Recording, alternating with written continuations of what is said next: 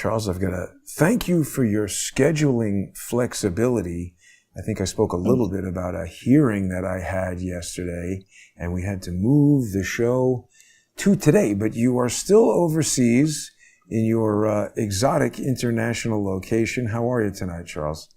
I'm feeling pretty good. I had 2 days of workmen in here installing furniture and art, and I've got filing cabinets that almost work. You can't open them yet because the knobs to open, to pull the file things are not attached. But I'm very happy that the apartment is looking pretty good. You know something, Charles? I think if you looked at a video, like let's say the video of you and I standing in the freezing cold on January 6th, what was it, 2021? Yes. And then you look at this image of you right now, you look like about 10 years younger right now than on that frigid day. I think the international life and tennis and the sun are really agreeing with you. And everybody is making these comments that you're looking really well. I hope you're feeling well. And tonight, we're going to be talking about a red pawn, who, of course, is the dumbest president on record, stupid idiot Joe Biden. What do we want to say about this today? I'll jump into that in a second, but I'll give one little trick away. I got a haircut yesterday. But no one can see your hair. You've got a hat on. Right, but the white stuff is gone. Okay. But anyway, yeah, so the big story here is a story that goes back to George H.W. Bush and before, to Henry Kissinger and Nixon, this boneheaded idea that we should do everything that we could and then allow the Chinese Communist Party to steal our technology, to go from strength to strength financially, to expand dramatically militarily, to threaten Asian neighbors and now threaten us, to allow them to send tons of students into our country, stealing our technology by going into the libraries and research projects, et cetera, was a stupid idea. And it was an idea, though, that I think probably made sense to Exxon and Mobil and other energy producers that said, you know what, if the energy level consumption per capita gets to the level half of what it is per capita in the U.S., then the Chinese market's going to be big, the Indian market's going to be big. So let's encourage this, and let's hope that we lay a foundation for our grandchildren and great-grandchildren so that when these gigantic populations dwarf the American economy, they'll be nice to us. That was the theory. And it was stupid. And the Chinese when we preyed, as I say, the West preyed on the Chinese in horrible ways in the Opium Wars and afterwards. The Chinese people have a long memory. Some of the greatest ones left and are resident throughout the West, and particularly in America. But any plan that says, we really need to make the Chinese Communist Party stronger is an idiotic plan.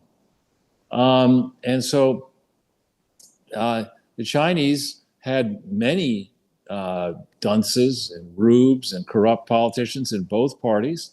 H.W. Bush, remember, was not our ambassador, but he was one of the early representatives in the 70s.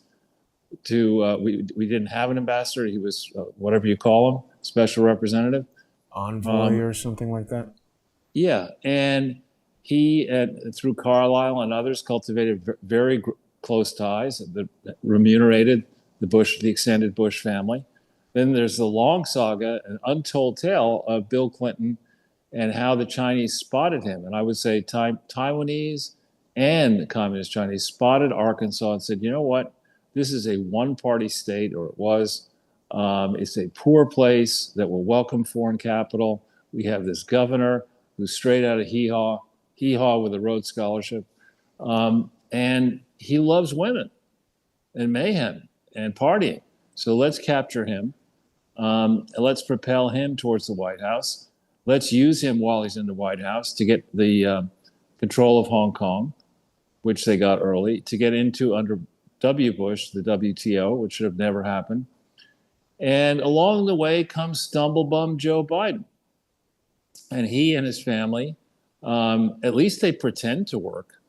But I mean, these are the biggest bunch of ne'er-do-well losers I've ever seen in my life. You know, Joe, Jill, Hunter, all these other people who've been grifting off the public trough. And along comes this opportunity to for Hunter Biden and actually some Republicans. I believe it was Mitt Romney's son, and at the time, I mean, I think Devin Archer has now been pardoned, but a bunch of young, unqualified people put together $1 billion plus private equity fund, which, you know, the biggest one I tried to do $500 million and failed. I did 105 million in 1995. It's not easy to do that legitimately. You really have to put together serious institutional investors understand that first-time funds often blow up. So they want an experienced team, ideally one that's worked together. They want to do extensive due diligence. There is no way that that team legitimately passed the due diligence requirements that I had to pass. No way. And so here they go. They put that together. Elements of the Chinese Communist Party and the People's Liberation Army channel hundreds of millions, if not together billions of dollars towards this corrupt thing. And nobody in the CIA and the other 16 defense intelligence agencies see anything about this. I mean, I call bullshit on that. The FBI had to be monitoring all of these meetings, all these communications back and forth. Trump says, you know, we hack into China regularly. Don't tell me that there aren't Chinese-speaking people in our intelligence establishment who knew precisely what the Biden family was up to. The Bidens were bought and paid for by foreign elements. That's why you have Joe Biden coming out of delirium temporarily to say recently, I mean, the last 24 hours, that Trump is undoing all of the great things that Joe Biden did as president. He's like going to the beach and staying awake. He's not eating ice cream. Like, how could Trump undo? Biden didn't do anything. I mean, he's not chasing Girl Scouts in training, which I believe were called brownies, or were called brownies. I mean, this is this idea that we have this idiot, I think his name Elie Mystal, whatever his name is, the African American guy with the carrot top white hair, who is in theory a law professor, but in practice is a demagogue. And there's a big piece in Zero Hedge about him, this guy, who is his links to these shadowy NGO groups, many of them.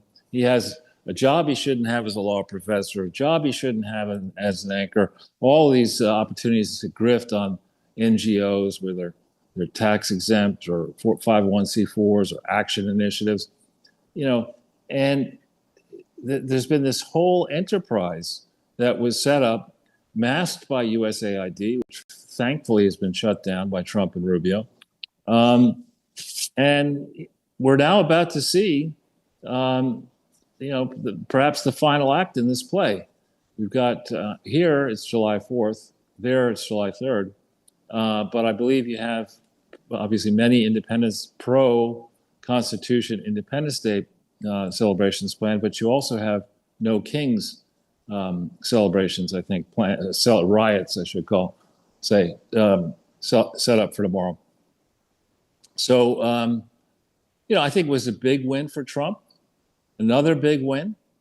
And I think it's really time to follow the Ratcliffe report, that the CIA in 2020 knew the Chinese were working with rogue criminal elements to supply driver's licenses to people who shouldn't have them so that they could vote for Joe Biden in 2020. And the FBI knew this.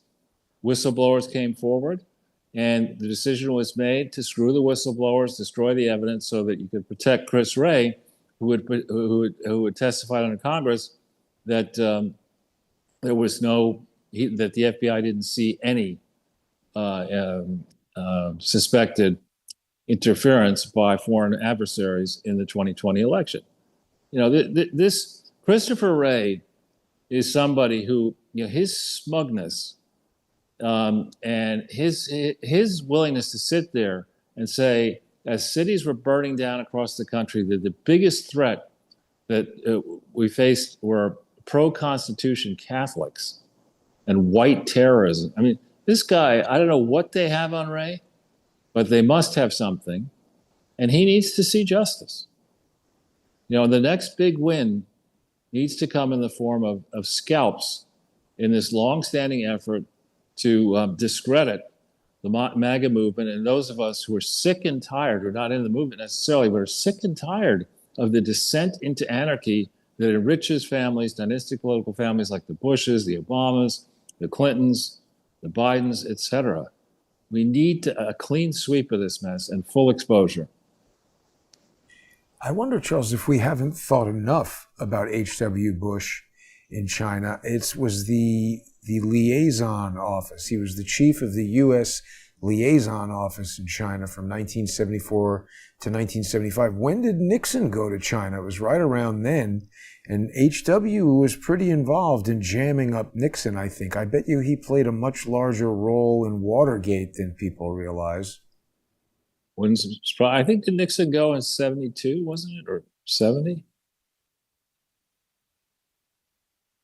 We can ask the Buddha statue behind me. February 21st, 1972. But it was like 1 year after, what's his name? Pierre Trudeau, I think, went. They love to shake hands with Mao and have these pictures. Here's Nixon. It's like, hey.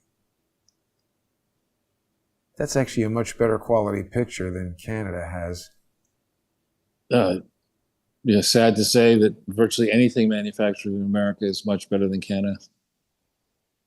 I say that as somebody whose one ancestor came from what wasn't yet called Canada to Montana in 1864. You know what it is? This might have come from a 16 millimeter film, I think is what it was. This is motion picture, and the other one is probably a still image. But here he is shaking hands with Mao. And when was this? I'm pretty sure he went there first. He met with Mao first in China. Oh no, 1973. Wow. So Nixon was there first. Wow. But he also liked to hang out with Castro. What is the other Trudeau doing now? Justin Trudeau. He's a yoga instructor. He's a yoga instructor, probably. He's eating kale salads. Taylor Swift concert or something like that. Right. But so the big, beautiful bill passed, Charles. A lot of controversy surrounding that. I mean, you obviously know a lot more about it than I do and have been saying from the outset that it's got to pass or it's going to screw up Trump completely. Certainly Elon Musk sacrificed a lot of political capital. I wonder if he and Trump will ever be friends again. Yeah, my understanding is that in Washington, D.C., the currency that matters is power and perception of who has power. Money obviously doesn't matter. They don't denominate success, whether they reduce the deficit or whatever. They don't care about money. They think they can just print as much of it as they want. And so the issue facing the second Trump administration the trap was, could idiots like Jeffries and Schumer count on the Supreme Court not to muzzle the district court judges and hope for 2 years, that is until November 2026, where Trump is able to accomplish absolutely nothing. And despite their overwhelmingly corrupt efforts to stop Trump dead in his tracks everywhere he's turned, they failed. The Supreme Court has had some important rulings. He hasn't won all of them, but a number of these issues have gotten to the Supreme Court, and now this big, beautiful bill made it across the line. Now, I hate these type of bills. These, bills longer than maybe 50 pages piss me off. But a 1,200-page bill, it's probably longer than that now. But they on purpose write these bills so they're indecipherable unless you're an insider.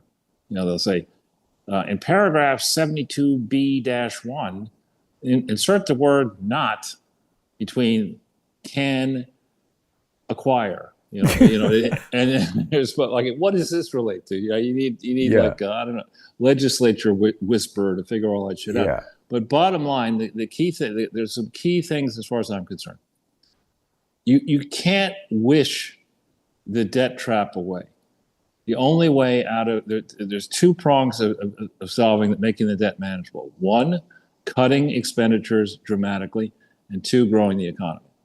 So this bill and every other bill that comes out of Congress is, quote, scored, evaluated, what is called using a static method.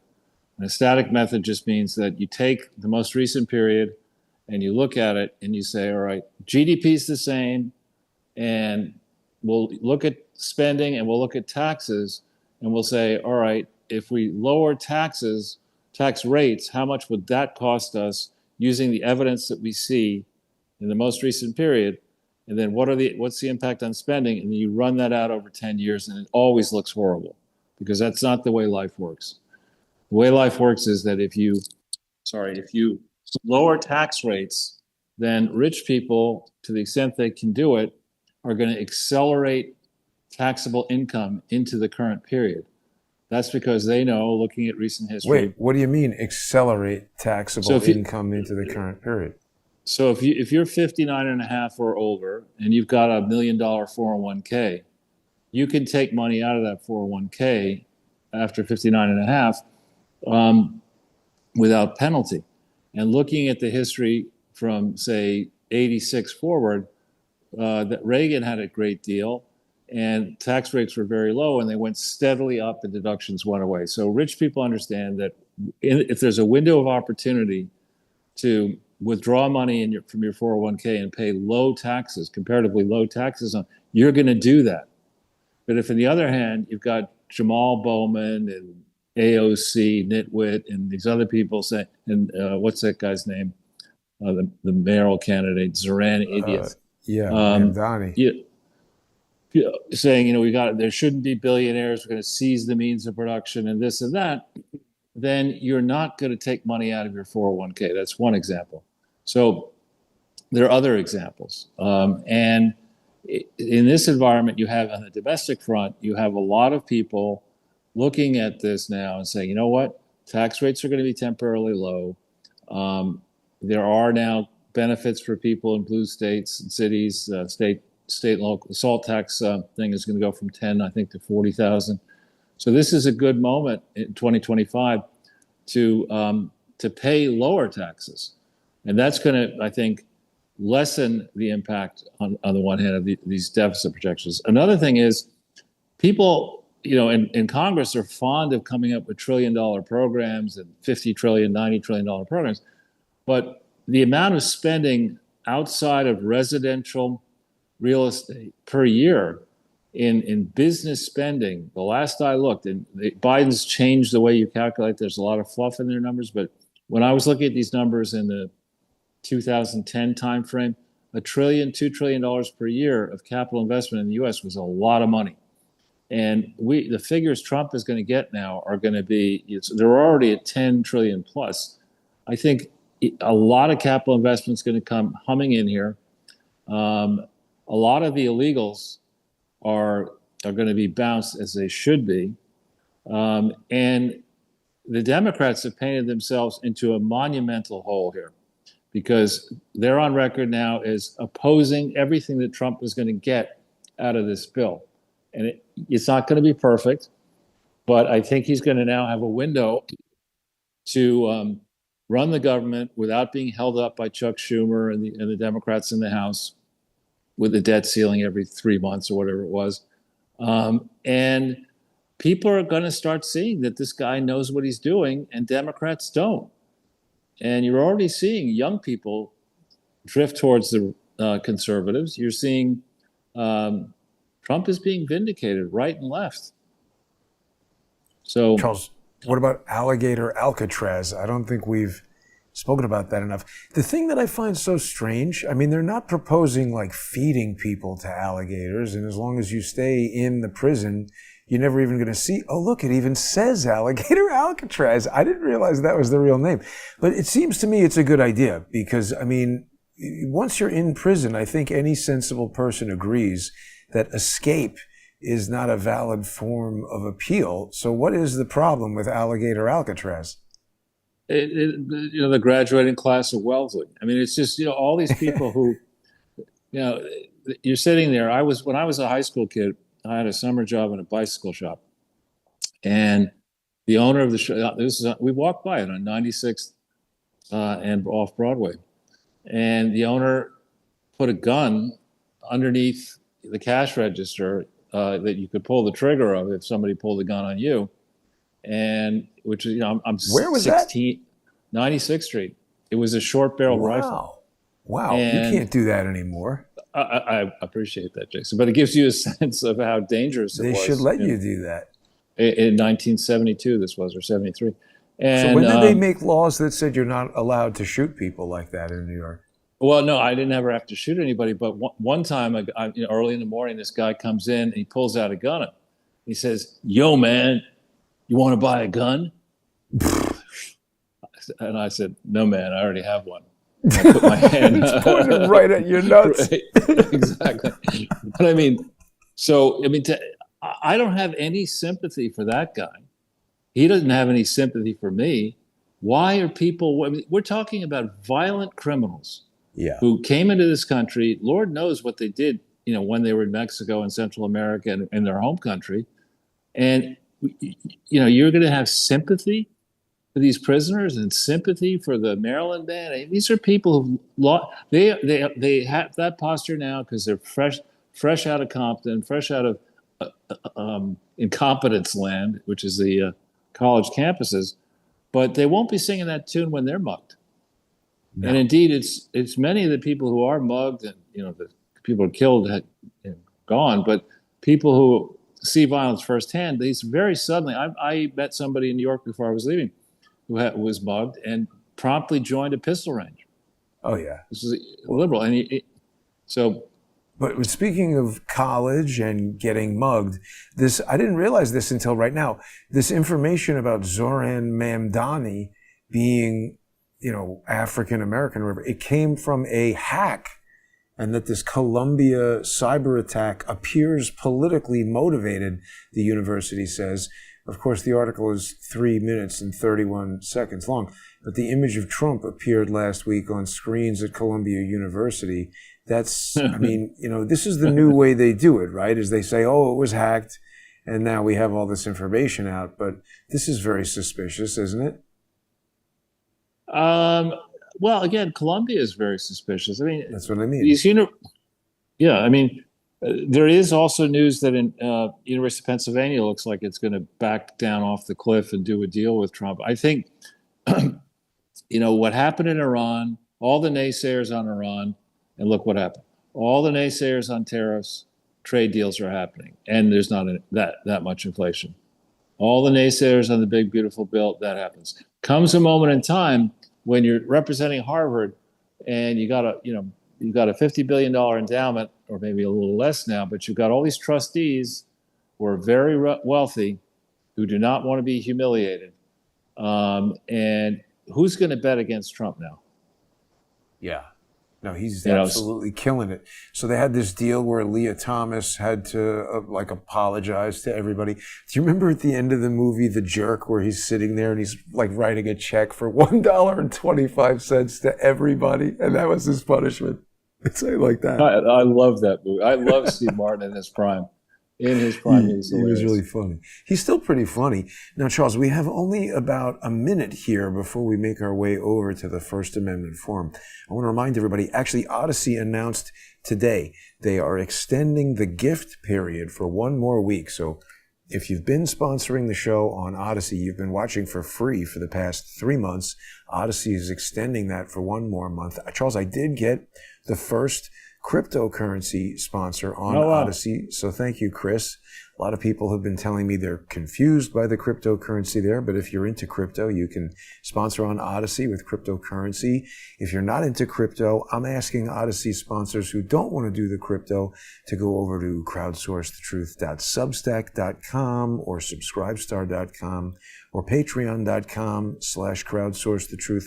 Also, people who subscribe on X, you can follow me on X at JG_CSTT and then subscribe there, and you'll be able to get all the sponsor exclusive content.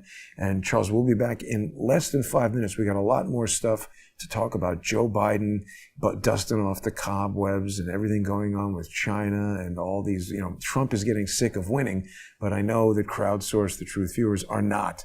So stay with us. We'll be back in 5 minutes. Thanks, everybody.